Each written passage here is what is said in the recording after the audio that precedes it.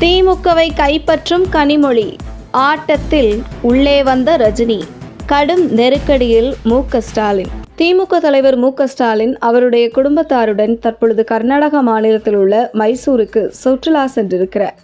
குறிப்பாக இந்த பயணத்தில் அவருடைய மகன் உதயநிதி ஸ்டாலின் மற்றும் மருமகன் சபரீசன் ஆகியோர் உடன் சென்றிருக்கிறார்கள்.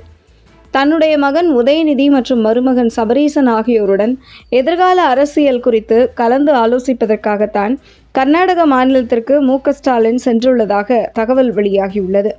தற்பொழுது சட்டமன்ற உறுப்பினராக கூட இல்லாமல் அரசியலில் தன்னுடைய அடையாளத்தை இழந்து நின்று கொண்டிருக்கும் மு.க.ஸ்டாலின், குறிப்பாக திமுக மட்டும் வெறும் 57 தொகுதிகளில் மட்டுமே வெற்றி பெற்று தேர்தல் முடிவுகள் வெளியான அன்றே ஒரு மூத்த பத்திரிகையாளர் ஒருவர் மு.க.ஸ்டாலின் மற்றும் உதயநிதி ஸ்டாலின் ஆகிய இருவரையும் தொடர்பு கொண்டு பேசியிருக்கிறார். விஜய் ஆட்சி அமைப்பதை தடுக்க வேண்டும் என்றால் அவருக்கு எதிராக ஒரு நடிகரை முன்னிறுத்தலாம். அதற்கு ரஜினிதான் சரியான நபர். அதிமுக, திமுக 2 கூட்டணி கட்சிகளும் ஆதரவளித்தால் இது சரியாக வரும். இதற்காக நான் ரஜினியிடம் பேசுகிறேன் என்று ரஜினியிடமும் அந்த மூத்த பத்திரிகையாளர் பேசியிருப்பதாகவே தகவல் கூறுகிறது. ஆனால் எடப்பாடி பழனிசாமி என்னை முதல்வராக நியமித்தால் கூட்டணி அமைக்கலாம், ரஜினிகாந்த் ஆதரவு தரமாட்டேன் என்று தெரிவித்து பின்வாங்கி இருக்கிறார். அதே போன்று 2 கம்யூனிஸ்ட் கட்சிகளும் ரஜினிகாந்தை ஏற்கவில்லை. அவர்கள் தாவேக்காவிற்கு ஆதரவு கொடுக்க சென்றுவிட்டனர். அந்த வகையில் ரஜினிகாந்தை முதல்வராக்கும் திட்டம் படுதோல்வியை சந்தித்தது.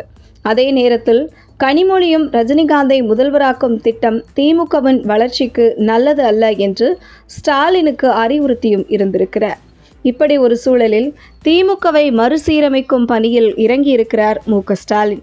தங்களுடைய கட்டுப்பாட்டில் இருக்கும் ஊடகங்களை இதுவரை பாஜக எதிர்ப்பு, அதிமுக எதிர்ப்பு செய்திகளை வெளியிடச் செய்து வந்த திமுக தலைமை குடும்பம் தற்பொழுது தாவேக்க ஆட்சியில் சட்டம் ஒழுங்கு சரியில்லை என்பதைப் போல செய்திகளை வெளியிடச் செய்து வருகிறது.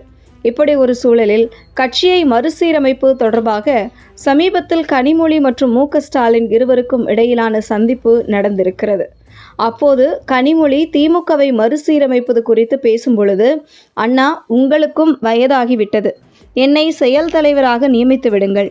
எப்படி அப்பா தலைவராக இருந்தபோது நீங்கள் செயல் தலைவராக செயல்பட்டீர்களோ அதே போன்று நீங்கள் தலைவராக அடுத்து உங்களுடைய வெற்றிக்கு நான் ஒரு செயல் தலைவராக செயல்படுவேன் என்று கனிமொழி தெரிவித்திருக்கிறார். மேலும் கட்சியில் உள்ள மூத்த தலைவர்களும் கூட என்னை தொடர்பு கொண்டு இதற்கு ஆதரவு தெரிவிக்கிறார்கள், என்னைத்தான் உங்களிடம் பேசவும் சொன்னார்கள் என்று கனிமொழி அவருடைய அண்ணன் மு.க.ஸ்டாலினிடம் தெரிவித்திருக்கிறார். இந்த விவகாரம் மு.க.ஸ்டாலின் குடும்பத்தில் மிக பூதாகரமாக வெடிக்க, உடனே செயல் தலைவராக உதயநிதி ஸ்டாலினை நியமிப்பதுதான் சரியாக இருக்கும், கனிமொழியை நியமித்தால் எதிர்காலத்தில் கட்சி கனிமொழி கைக்கு சென்றுவிடும் என்று தெரிவித்திருக்கிறார்கள் மு.க.ஸ்டாலின் குடும்பத்தினர். இப்படி ஒரு சூழலில்தான் உடனே அவசரமாக தன்னுடைய குடும்பத்துடன் அரசியல் எதிர்காலம் குறித்தும் திமுக எதிர்காலம் குறித்தும் தீர்க்கமான முடிவெடுக்க மு.க.ஸ்டாலின் கர்நாடகா சென்றிருப்பதாக தகவல் வெளியாகியுள்ளது.